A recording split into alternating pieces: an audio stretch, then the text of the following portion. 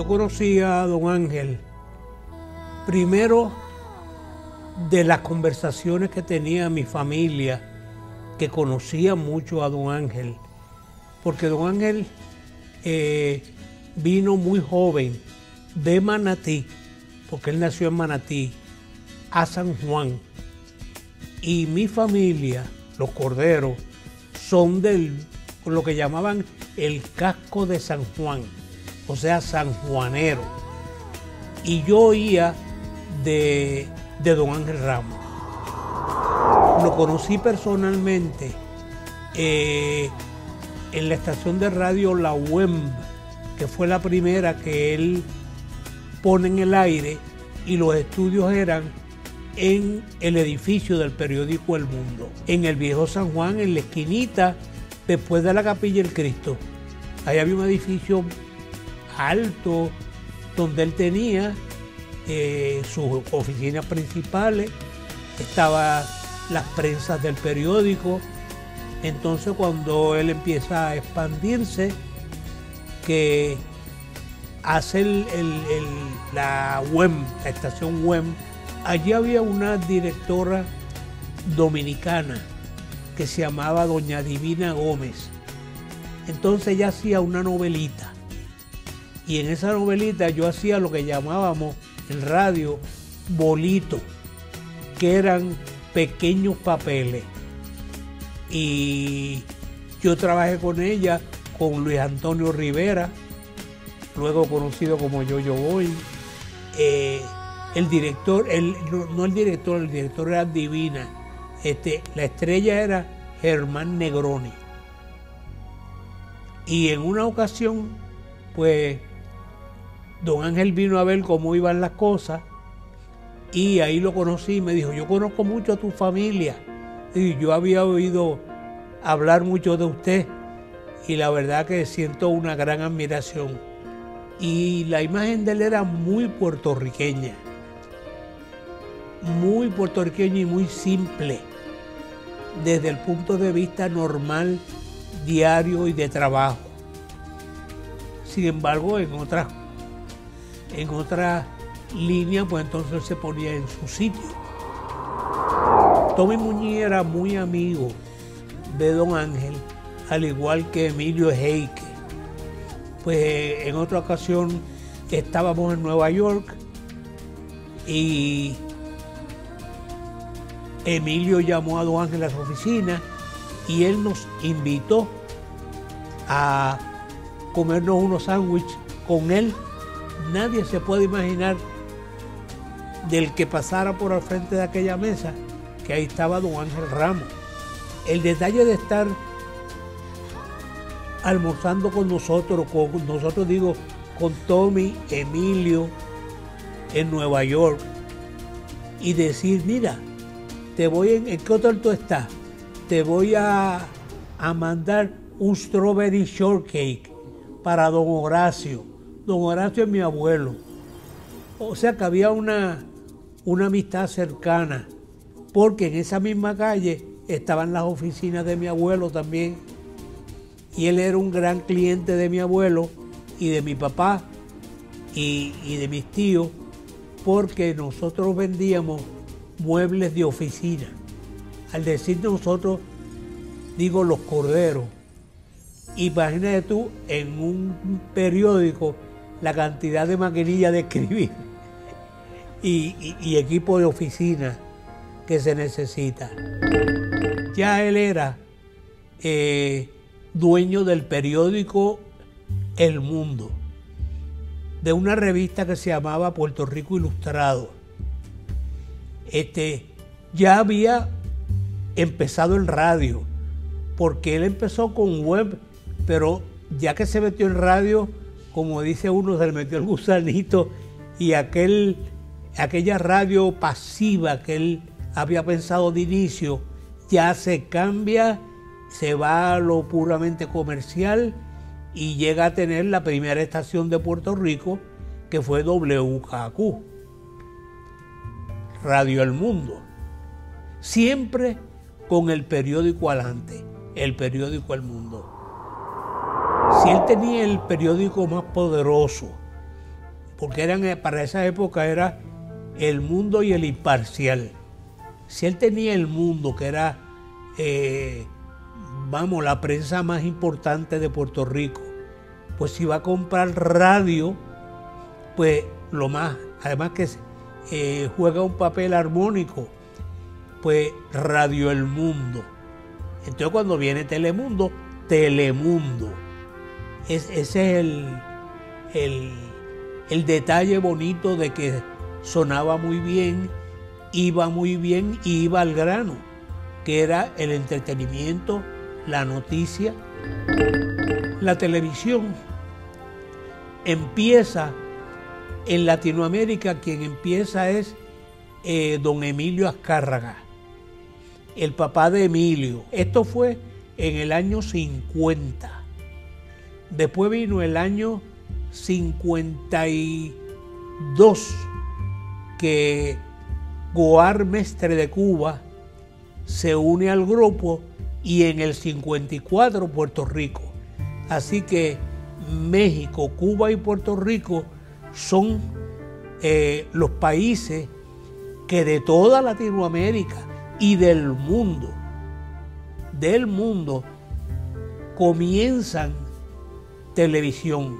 Estados Unidos fue como 8 o 10 años antes.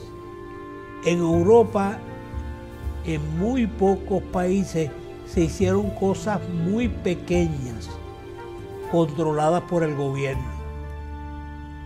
Porque la televisión era un medio muy fuerte.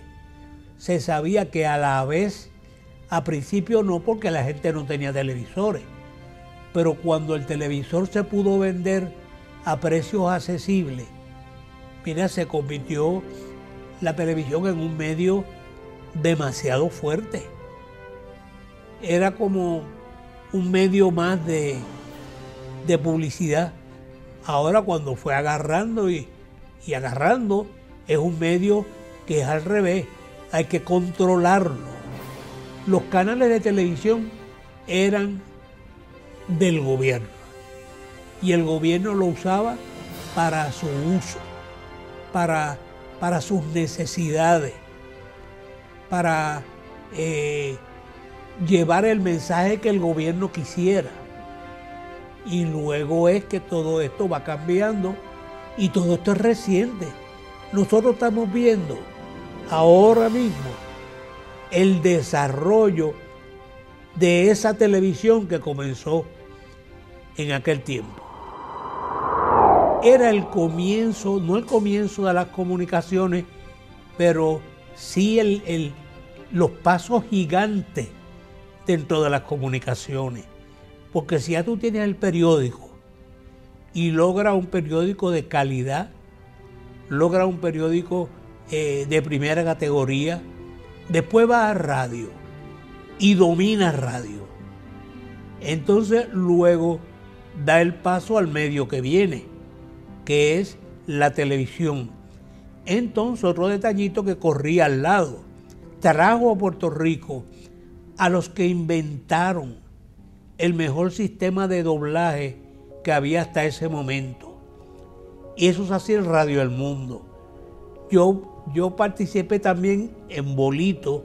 Acuérdate que yo estaba en la escuela superior. Yo tenía pues 18 años, por ahí alrededor de eso. Hay que buscar un lápiz y un papel para sacar. Pero yo recuerdo que yo iba de la escuela, por eso lo ubico ahí, porque yo iba de la escuela a San Juan a hacer las partecitas en las novelas, y también luego en Radio El Mundo a hacer pequeños papeles de doblaje. Que si la serie de Superman había que doblarlo al español, y doblar un capítulo de eso no era fácil, para que los labios pues coordinaran lo de inglés al español. México doblaba por la experiencia de cine, pero la televisión era más rápida, Entonces, pues se le era más fácil. Había, además, otro problema, el mexicano tenía un acento muy fuerte y aquí nosotros no lo tenemos tan fuerte. Y si uno se prepara un poquito, pues puedes hacer un acento neutral. Y por eso fue que tuvo mucho éxito el doblaje. Don Ángel, como siempre, fue muy inteligente y él se fue a México a buscar quién podía echar esto al aire, quién podía, persona que tuviera la agilidad de poder poner una estación en el aire. Fernando Cortés, Mapi Cortés. Entonces él va a México y allá se reúne con Mapi y Fernando, que son mis tíos, que en paz descansen, y los convence. Fue difícil convencerlo porque Fernando estaba en uno de los mejores momentos de su vida, Mapi Cortés, la gran estrella de cine, y fue muy difícil convencer a Mapi y Fernando, pero don Ángel tenía una forma de presentar las cosas que nadie se podía negar. Y además el detalle, Mapi y Fernando, a pesar del tiempo que estuvieron en Puerto Rico, a ellos les decían Puerto Rico y se le ponía la piel de gallina. Eso era así. Y por un lado estaba de que ellos estaban en el momento de arriba de su carrera, y por otro lado era el comienzo de la televisión. Porque hoy hablamos de televisión y hablamos como si fuera, porque es así ahora. Tú haces televisión fácilmente, pero entonces eso era un monstruo. Entonces venir a Puerto Rico a montar artísticamente la estación, pues era algo muy importante. Era algo para la historia. Y por ahí fue que convencieron a Fernando y a Mapi. Entonces Mapi y Fernando vienen a Puerto Rico a comenzar la televisión nuestra. Lo primero que salió fue el caso de la mujer asesinadita, que era una obra sencilla y que la hizo Mapi con María Judy Franco, Esteban de Pablo, Elche Tejada, y entonces el lunes comenzaba eso fue un domingo, y el lunes comenzaba la programación regular, porque tenía un caballito al lado que era Guapa Televisión de Mon Quiñones, y estaban peleando quién salía primero.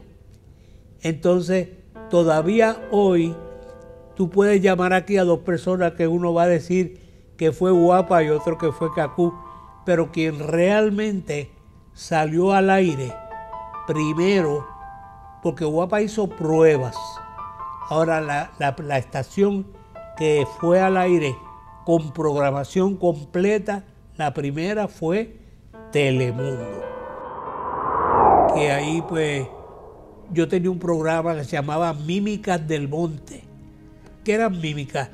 Eran dos equipos donde se sacaba de una lata, como es natural, del sponsor. Entonces tú le transmitías por la cabeza o sea, corriendo, y así pues le transmitía, y el primero al que lo adivinaba, se le ponía cuánto tardó en adivinar. Y era muy simpático, cayó muy bien. Yo tenía filas, la gente quería venir a participar, yo preparaba los equipos, y el programa fue todo un éxito por unos 3 años.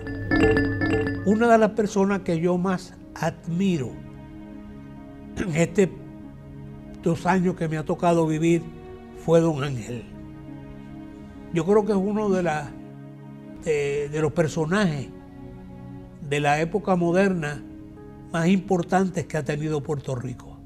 Lo que fue Telemundo, porque no lo es hoy, lo que fue el periódico El Mundo, lo que fue Radio El Mundo, pues, ¿quién lo logra? Un muchachito que viene del pueblo de Manatí sin un centavo, donde apenas puede estudiar, pero él estudiaba él mismo, por eso es autodidacta, y logra rozarse con los personajes más importantes de la época, políticamente, artísticamente. Él empieza con un préstamo que le hace el Banco Popular. Así que es increíble cómo de la nada logra él lo que logró. Como dicen, querer es poder. Él logra su poder queriendo hacerlo. Otro detalle importante que se nos quedaba: don Ángel no le gustaba que lo fotografiaran y que lo pusieran en el periódico, ni que se hablara de él en el periódico. Él sencillamente estaba prohibido. Creo que hay una o dos ediciones donde él aparece porque no se dio cuenta. Pero él, ni en radio, ni en televisión, él no quería aparecer en ninguno de sus medios. Yo aprendí de don Ángel que el que se propone a lograr algo, lo logra, no importa quién sea, no importa, lo importante es querer hacerlo y tener que Dios le haya dado la mente para hacerlo y saber sacrificarse en momentos muy importantes para obtener aquellas cosas que él quería. Por eso a veces pues llamaban, decían que él era muy fuerte bregando. No es que fuese fuerte, es que él necesitaba eso para su sueño, para ir poniendo su ficha en su lugar, para lograr crear lo que creó, y la pena es lo que dejó por crear. ¿Tú crees que en Puerto Rico, que hoy en día, caramba, las estaciones de televisión están en manos de otras personas, de extranjeros, o si no extranjeros, pues de personas de Estados Unidos, México, Colombia, y sigue por ahí, pues mira, es una pena que aquí no haya. Las comunicaciones se fueron de las manos del puertorriqueño, todavía quedan algunos, pero no grandes. Todas las comunicaciones importantes están en otras manos, no en manos puertorriqueñas. Pues a don Ángel, si hubiese vivido 10 o 15 años más, yo estoy seguro que esa empresa nunca hubiese pasado de mano, porque existía un Ángel Ramos.